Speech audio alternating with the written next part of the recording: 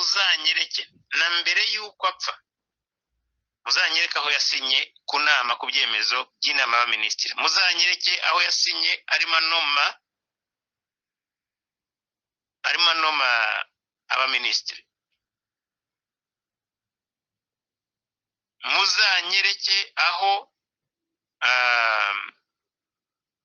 yasinye avuga anything n'ahantu yasinye avuga byenda si yapointinga n'ingabo cyangwa ibintu uretse kubona umva nyine ibyo shoboje nyine avuga niba ataraguhembye amafaranga yari ahari ngaho urakoze muvandimwe Joseph na ibindi yari yarafatanye n'umugongo rero ariko amafaranga yari ahari ibintu byari bihari ngaho bivuga umbabare twakwemye ijambo urifate rwose ahubwo turinde dusoza hano reka mpere kuri aya magambo watangije y'ikiganiro avuga ngo tunyomoze Kagame utarahwemye kubeshya ko yubatse u Rwanda ahereye ku busa hari byinshi muhasobanuye by'ingenzi kandi bikomeye numvise kandi byinshi nanjye nari mbizi ariko ibyo hari wenda mutabashije kugeraho kuko tufata igihugu generi muri unité ya 59 batayo ya 59 twarwaniye mu mujyi wa Kigali ubundi twaje tuva Ruhengeri turwanira mu mujyi wa Kigali tumanuka tujye Gitarama na za Ngororero harimo na bamwe ku gice kimwe cyagiye gufasha kubamanutse Gikongo noneho ubwo twarwaniraga i Kigali kugeza ku itariki 4 z'ukwezi kwa karindwi Kigali maze gufatwa kuko nitwe twayifashe izindi batayo zarwaniraga mu mujyi hariya twe rero batubwira gukomeza twerekera Gitarama nyuma mu matariki mu mpera z'ukwezi kwa gatanu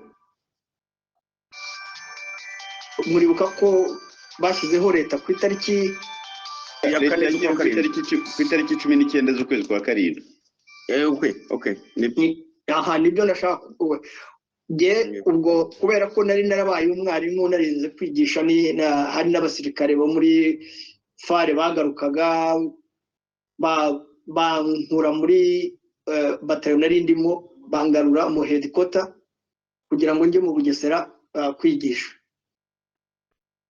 ariko ikintu gitangaje numvise mu byo wadusomeye ukuvuga ngo nta kintu na kimwe cyari mu gihugu batangiriye ku busa hariho ikintu kimwe nshaka kugira ngo mbabwire yo ni arrogance y'ubwirasi bw'abariya abatutsi bo muri FPR-DMI bumvaga ko mbega igihugu cyaherukaga kubaho mbere y'itanu n'icyenda muri leta z'abahutu ntabwo igihugu cyariho cyo nicyo baba bashaka kuvuga ko bahereye ku busa ni ukuvuga n'abatutsi bari mu gihugu bari ubusa baraza mu gihugu harimo ibintu byinshi bahasanze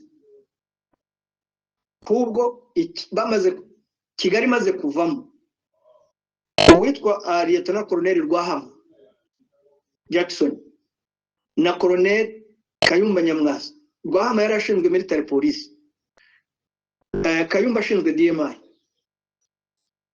Nziza na Roza Kabuye n'ama escort ya Kayumba abaje gushyiraho ibyo mwumva hari nka ruriba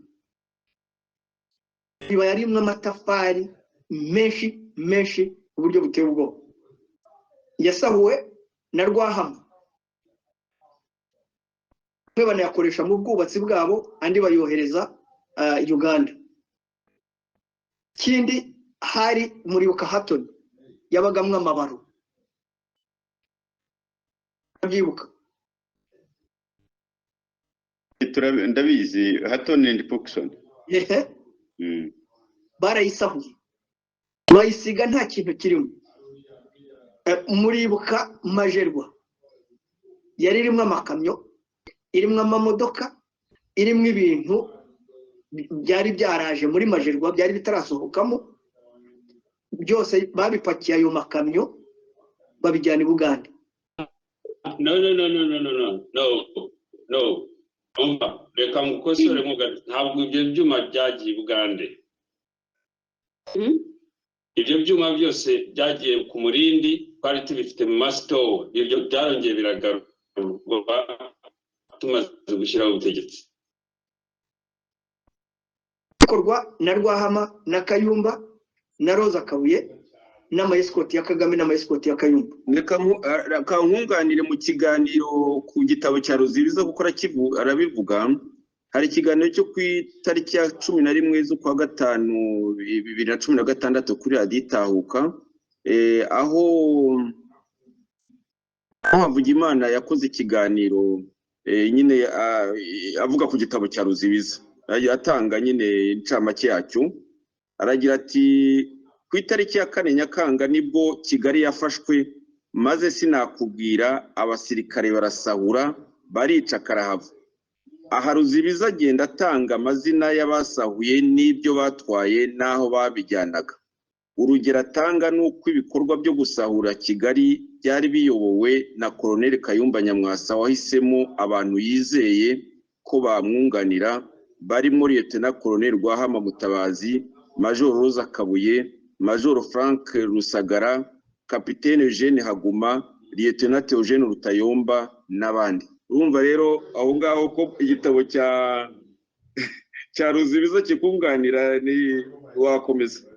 Urakoze cyane tunagana ko ariko twatinze gato twari twavuze ko tuzadukora ibiganiro bigufi, none kubera nyine uburemere bw'iki kiganiro tudatinda. Ijambo ni ryawe rwose, wikure dusoza.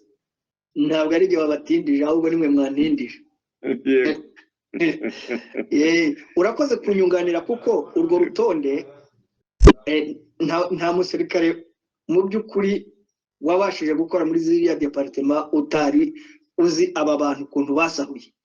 Ikindi basahuye n'amaduka ya pièce de rechange, ibyuma by'amamodoka, basahura ahari ibikoresho by'ubwubatsi byose, basahura bajyana i Buganda. Ahangaha batwaraga amakamyo bagatwara n'amahiyasi n'amamodoka asanzwe. Kindi ni nako basahuraga ahari amafaranga, ikintu abantu ahubwo batavuga. Buriya basahuye n'amambasade.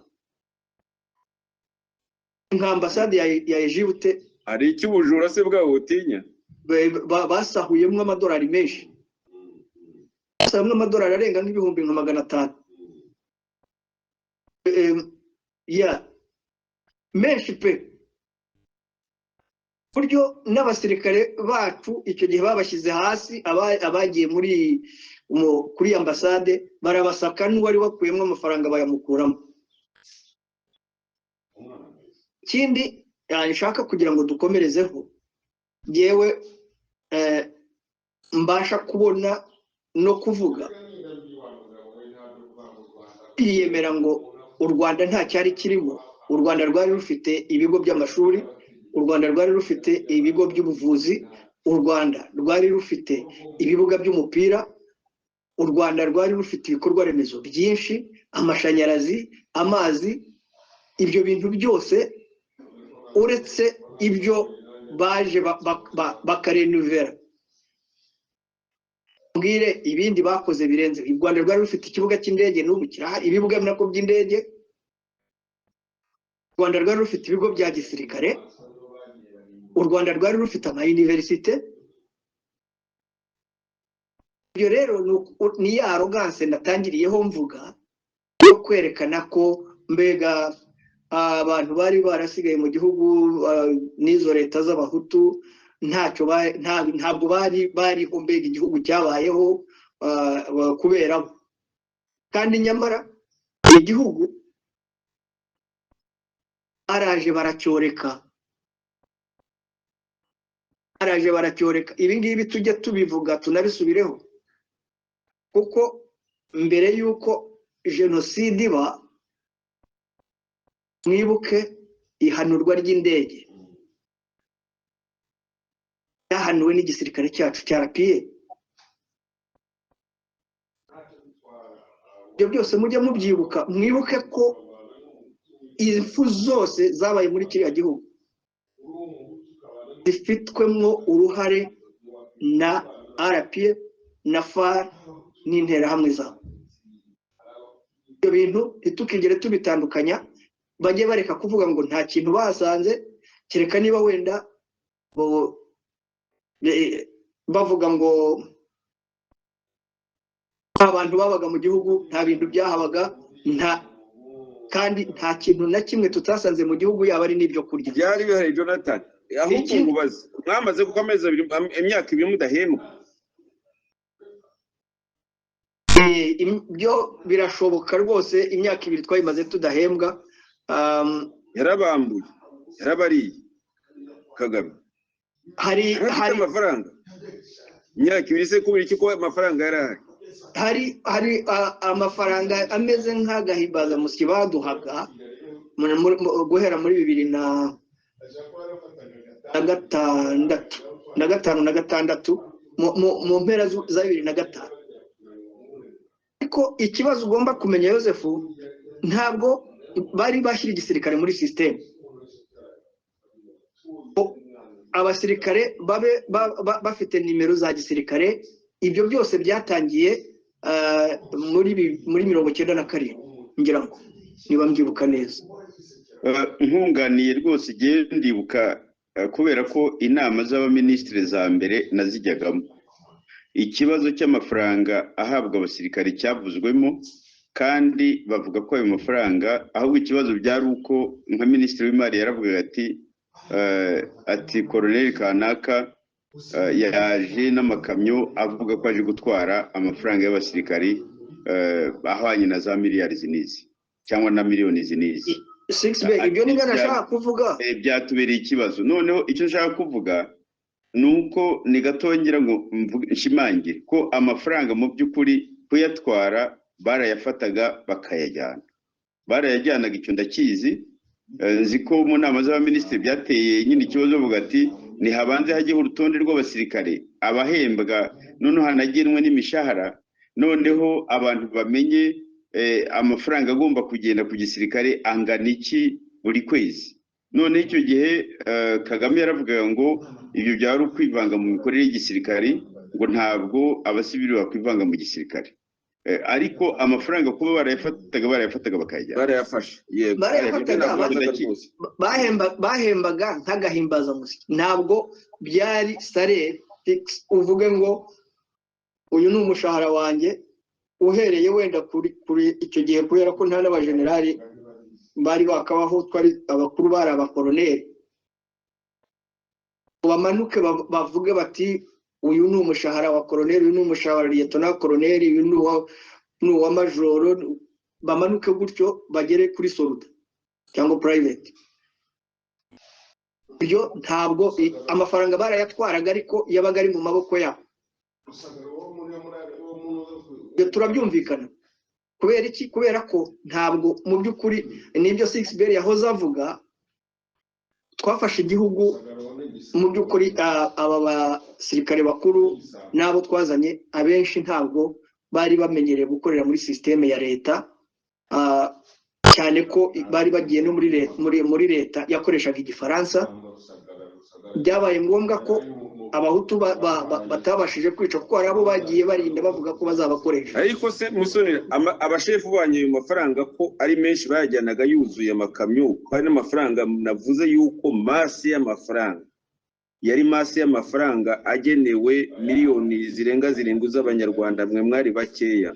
Ayo mafaranga niba mwarabonye duke gusa twagahimbaza musiki, nukuvuga ko hari aho bayajyanye mu by'ukuri. Nibyo nashatse kuko Yosefu, amafaranga yose yajyaga kwa Kagame. Yego rwose Byitwaga ko amafaranga aje guhemba abasirikare cyangwa se bayageneye igisirikare, ntabagereho cyangwa reka subira inyuma wibuke ko igisirikare cyari cyubatswe muri DMI. Yego Ayo mafaranga yaragendaga akongera akagaruka kwa Kagame rwose. Ibyo bintu byose nkubwira basahuraga batwaraga i Bugande, byose byagendaga ku izina rya Kagame. Kariya gatsiko kaba Kayumba Nyamwasa nka Rwahama, inzu ye y'Iremera yayubakisha amatafari ya Ruriba. Yego ndayizi ruhande hirya gato ya stade rwose. Urumva? Reka tugane ku musozo, twatinze. Icyo nashakaga gusorezaho nashaka gusoreza kuri iki. Abanyarwanda nibareke ibyo bintu byo kwirata no kwiyemera, cyane cyane ndavuga FPR DMI. Igihugu bagisanze kirimo ibintu byose, ahubwo barasahuranwa, igihugu baragisenya, bica nabo bagisanzemo. Abo interahamwe interahamwe na bamwe muri XFR basaguye, abandi nabo baraza barabica. Abahutu basanze aho ngaho barabica, ahubwo ba 6BR babaye abarame kubera ko bashakaga kubakoresha muri system kugira ngo bubake system nabo, kandi ntibayimazemo iminsi. Ngira ngo bahunze rugikubita, abandi babasanga hanze barabica, ariho bishe Sendashonga na Barizinde n'abandi na Kanyarengwa ayoboraga FPR. So iki ni ikinyoma. Abantu bose babasha gukoresha ukuri bakwiye kuhaguruka bakamagana, kuko iyi ni ubwirasi na arrogance idafite ikintu imaze, idashobora no kugira ikintu igeza ku Banyarwanda. Murakoze cyane.